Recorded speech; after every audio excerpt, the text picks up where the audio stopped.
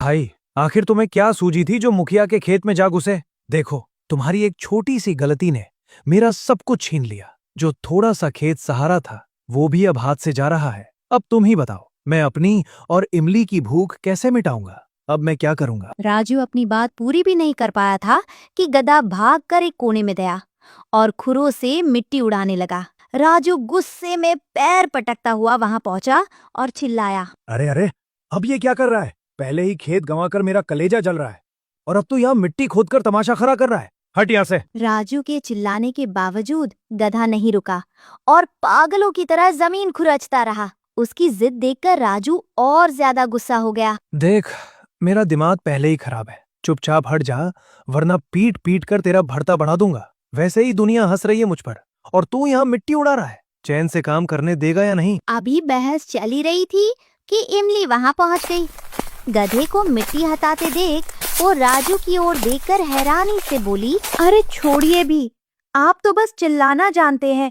जरा गौर से देखिए, ये गधा हमें कुछ इशारा कर रहा है। शायद हमारी किस्मत इसी गड्ढे में छिपी हो। गधे की खुदाई रंग लाई और मिट्टी के नीचे दबा एक पुराना बक्सा बाहर आ गया। इमली ने जैसे ही संदूक खोला, उसकी आंखें चमक उठी। बक्सा तो पूरा खजाने से भरा हुआ था, जिसमें सोने, चांदी और हीरे जेवरात सब थे। अब समझ में आया, ये बेचारा गधा इतनी देर से हमें इस खजाने का पता बता रहा था, और आप थे कि बेमतलब इस पर बिगड़ रहे थे। अगर आज इसने ये जमीन ना खोदी होती तो ये खजाना कभी हमें ना मिलता। कुछ पल के लिए इमली उस बेहिसाब दौलत को बस देखती रह गई। फिर सन्नाटे को तोड़ते हुए वो राजू से बोली, अब हम इस गांव में एक पल भी नहीं रुकेंगे। हम किसी बड़े शहर या दूसरे राज्य चलेंगे। वहां एक आलीशान हवेली बनवाएंगे और कोई बड़ा कारोबार शुरू करेंगे। अब हमारे दुखों के दिन खत्म हुए। पागल हो गई हो क्या? चोरी करोगी? मुखिया जी ने साफ कहा था, खेत उनका है, और जो खेत उनका, तो ये बक्सा भी उनका। हमारा अधिकार तो बस इन फसल पर है। देखो, वो कितने भले इंसान हैं कि हमें यहाँ खड़ा भी होने दे रहे हैं। ये खजाना उन्हीं को सौंपना होगा, वरना उनकी बद्दुआ लग जाएगी। इमली के विरोध को अनसुनाकर राजू ने खजाने का बक्सा उठाया और मुखिया की हवेली की तरफ निकल पड़ा। इमली उसे रोकने के लिए पीछे से आवाज लगा रही थी, मगर राजू अपनी धुन में था। अजी सुनिए तो, कहाँ भागे जा रहे हैं? मेरी बात तो सुनिए, रुकिए। अरे राजू जी, ये खजाना हमें मिला है, हमारी जमीन से मिला है।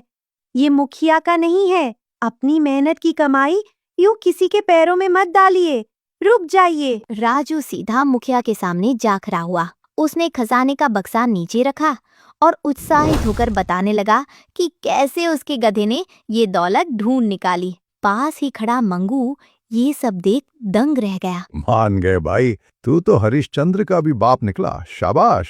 पर राजू, ये कोई सौदा नहीं है कि तूने मुझे सोना दिया और मैं तुझे जमीन दे दूं।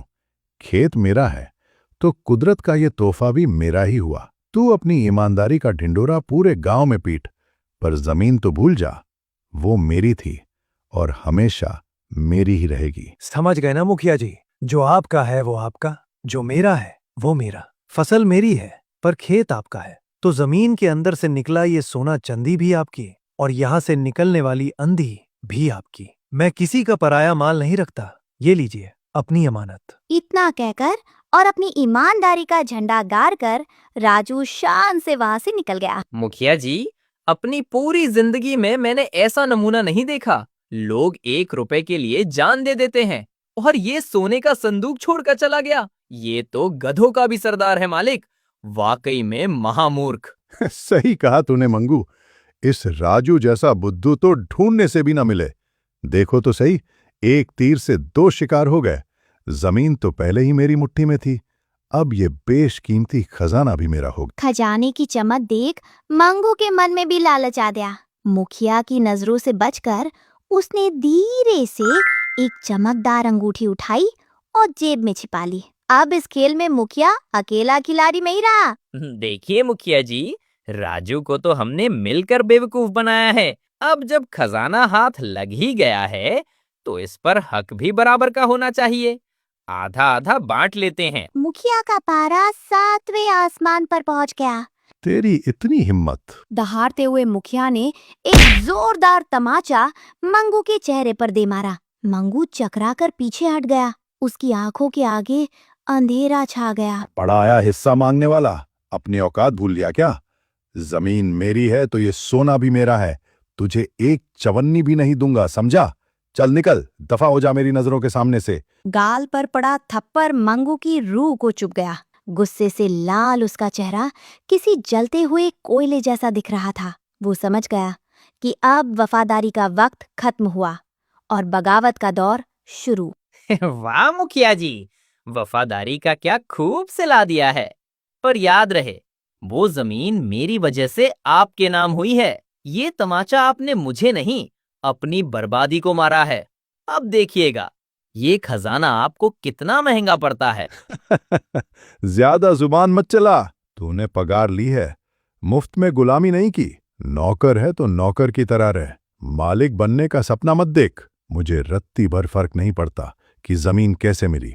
अब वो मेरी है और ये खजाना भी। अब मुझे तेरी शक्ल भी नहीं देखनी। भाग यहां से। इतना कहते ही मंगू वहां से निकल पड़ा और रास्ते में गांव के किनारे एक पेड़ के नीचे बैठ गया। इस मुखिया ने पैती मार दी, पर मैं इसे ऐसे नहीं छोड़ने वाला। सारा खजाना अकेले खाएगा, थप्पड़ मारेगा मुझे। अपनी मौत को दावत दी है तूने। अब ऐसा खेल रचूंगा कि ना जमीन तेरी रहेगी और ना वो खजाना। इतना बोलकर वो अंगूठी निकालकर बहुत गौर से उसे देखने लगा। तभी पास से गुजर रहे एक आदमी की नजर मंगू पर पड़ी। अरे मंगू भाई, क्या बात है? हाथ में सोने की अंगूठी, इतनी बेशकीमती अंगूठी। कहीं कोई लॉटरी वॉटरी लगी है क्या? जरा हमें भी तो बताओ, इतना बड़ा खजाना कहाँ से हाथ लग गया? नहीं भाई नहीं, कोई लॉटरी नहीं लगी। ये तो हमारे सेठ मुखिया जी ने खुश होकर मुझे इनाम में दी है। आखिर उनके इतने बड़े बड़े काम जो निपटाए हैं मैंने, तो इतना इनाम तो बनता ही है ना। गांव का वो आदमी उस अंगूठी को ध्यान से देखता है, जैसे उसको कुछ याद आ जाता है, और बोलता है, अरे मंगू भाई, ये अंगूठी तो मैंने कुछ समय पहले राजा के हाथ में पहनी देखी थी, पर ये मुखिया के पास कैसे आई? ये तो पक्का राज दरबार की ही लग रही है। जरूर ये वहीं की है। इतना कीमती शाही माल मुखिया जी के पास क्या कर रहा है? हाँ यार, मुझे भी यही लग रहा है। ये जरूर राज दरबार की है, पर अब उस मुखिया के पास है। तैयार हो जा मुखिया, तेरी बर्बादी का समय आ गया है। तभी मंगू का शातिर दिमाग बिजली की तरह दौड़ पड़ा। उसने मुखिया को बर्बाद करने का पूरा प्लान बना लिया और सीधा राजू की ओर निकल पड़ा। अरे ओ राजू भाई, बाहर आओ, जल्दी बाहर आओ। सुनो राजू भाई, बहुत जरूरी बात बतानी है, जरा जल्दी बाहर तो आओ। बोलो मंगू भैया, अब क्या बात हो गई? आप क्या किया मेरे मूर्ख पति देव ने, जो आप भागे भागे यहाँ आए हो? नहीं नहीं भाभी, भैया तो बहुत भोले हैं, उन्होंने कुछ नहीं किया। अरे भाभी, मुझे माफ कर दीजिए। आज मेरी आंखें खुल गई हैं। ये सब मेरी वजह से ही हुआ है, पर अब और नहीं। मैं अब और पाप का भागी नहीं बन सकता। मुझे आपको एक बहुत बड़ा सच बताना है। मंगू ने इमली को सारा सच बता दिया। उसने बताया कि कैसे उसने मुखिया के साथ मिलकर खेत हड़पने का प्लान बनाया था और कैसे आज उस लालची मुखिया ने उसके साथ भी गद्दारी की। मंगू ने खजाने की बात और उस बेशकीमती अंगूठी को चुराने का सच भी इमली के सामने उबल दिया। क्या बात कर रहे हो भैया? ये राज दरबार का खजाना है। इसका मतलब तो ये है कि वो जमीन कोई मामूली जमीन नहीं थी और वो लालची मुखिया सारा धन अकेले दबाकर बैठ गया। उसने हमारे साथ इतना बड़ा धोखा किया। हाँ भाभी, अब और इंतजार नहीं। वक्त आ गया है उस अधर्मी मुखिया का घमंड तोड़ने का। उसने धोखे से खजाना भी हड़पा और मेरा अपमान भी किया। अब हम उसे ऐसी चोट देंगे कि वो कहीं मुंह दिखाने लायक नहीं बचेगा। चलिए मेरे साथ। इमली भागकर खेत से राजू को बुला लाती है और उधर मंगू भी पूरी तरह तैयार हो चुका था। अब तीनों की मंशा साफ थी, उस लालची मुखिया का खेल खत्म करना। अब इंसाफ गांव में नहीं, राज दरबार में होगा। चलो भैया भाभी, राजा साहब के सामने उस धोखेबाज मुखिया का असली चेहरा बेनकाब करते हैं। जब उन्हें पता चलेगा कि मुखिया ने शाही खजाना छिपाया है, तो उसकी बर्बादी तय है। चलिए। कुछ देर बाद मंगू, राजू और इमली राज दरबार में खड़े थे। चारों ओर पहरेदार तैनात थे और सामने ऊंचे सिंहासन पर राजा राणा प्रताप बड़ी ही गंभीरता के साथ बैठे हुए थे। कौन हो तुम लोग और यहाँ पर क्या कर रहे हो? तुम्हारे चेहरों की घबराहट बता रही है कि तुम कोई साधारण फरियाद लेकर नहीं आए हो। बोलो, क्या बात है? मंगू ने तुरंत अपनी जेब से वो चमकती हुई अंगूठी निकाली और उसे ऊंचा करके राजा को दिखाते हुए बड़े ही आत्मविश्वास के साथ कहा, महाराज की जय हो। हुजूर, जरा इस बेशकीमती अंगूठी पर गौर फरमाइए। क्या आप राजघराने की इस पुरानी अमानत को पहचानते हैं? राजा राणा प्रताप अंगूठी देखते ही सन्न रह गए। उन्होंने उसे मंगू के हाथ से लिया और उनकी आंखें फटी की फटी रह गईं। अरे, ये तो हमारे पूर्वजों की निशानी है जो बरसों पहले चोरी हुई थी। सच सच बताओ, ये तुम्हारे हाथ कैसे लगी? जल्दी बोलो। महाराज, मेरी बात सुनिए। आपके राजकोष का जो खजाना चोरी हुआ था, वो इस वक्त मेरे गांव के मुखिया के पास है। यकीन ना हो तो सैनिकों को भेजकर तलाशी करवा लीजिए। सारा माल वहीं मिल जाएगा। सैनिकों, तुरंत इस आदमी के गांव जाओ और मुखिया के घर का कोना कोना छान मारो। अगर वहां राजकोष का एक भी सिक्का मिला तो उस गद्दार मुखिया को बेड़ियां डालकर हमारे सामने पेश कर। महाराज का आदेश पाते ही सैनिक बिजली की गति से गांव की ओर निकल पड़े।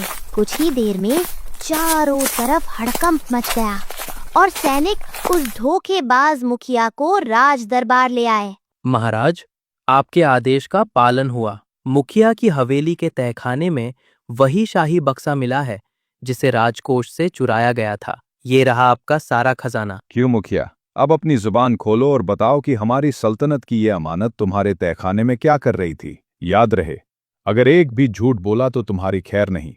सच सच बको। मुखिया ने अपनी सुलगती आंखों से मंगू को घूरा। उसकी रगों में खौफ से ज्यादा गुस्सा था, क्योंकि उसे समझ आ गया था कि मंगू ने ही उसकी पीठ में खंजर गोपा है। महाराज, इसमें मेरा कोई दोष नहीं है।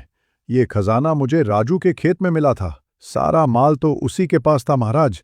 मैं तो बस इसे सुरक्षित रखने की कोशिश कर रहा था। ये सब राजू की करतूत है। मुखिया की बात सुनते ही राजा राणा प्रताप क्रोध से लाल पीले हो गए। अच्छा, तो ये खजाना राजू के खेत में मिला था, तो फिर राजू ने इसे चुपचाप तुझे क्यों थमा दिया? क्या तुझे लगता है कि हम इतने नादान हैं कि तेरी इन मनगढ़ंत कहानियों पर यकीन कर लेंगे? बोलो राजू, क्या ये सच है कि ये सारा खजाना तुम्हारे खेत में गड़ा हुआ मिला था? अपनी जुबान खोलो और सच सच बताओ। महाराज, खजाना तो मेरे ही खेत में मिला था, इसमें कोई शक नहीं। पर अब वो खेत मेरा रहा ही कहाँ, वो तो मुखिया जी के नाम हो चुका है। इसीलिए मैंने ईमानदारी दिखाते हुए सारा माल इनके हवाले कर दिया। भला मैं पराई जमीन की चीज अपने पास क्यों रखता? मुखिया के पैरों तले जमीन खिसक गई। उसके माथे पर पसीने की बूंदें चमकने लगी और वो मन ही मन सोचने लगा, ये क्या अनर्थ हो गया? मैंने तो राजू का खेत हड़प कर अपनी ही कब्र खोद ली। महाराज, मुझे बख्श दीजिए। सच तो यह है कि मैंने और मंगू ने मिलकर बेईमानी से राजू का खेत हड़पा था। इतना ही नहीं, मैंने गांव के आधे किसानों की जमीनें भी कब्जा ली हैं। पर अकेले नहीं महाराज, इस सब में इस मंगू ने भी मेरा साथ दिया है। दुहाई हो महाराज, ये सरासर झूठ बोल रहा है। ये अपनी गर्दन बचाने के लिए मुझे बेमतलब फंसा रहा है।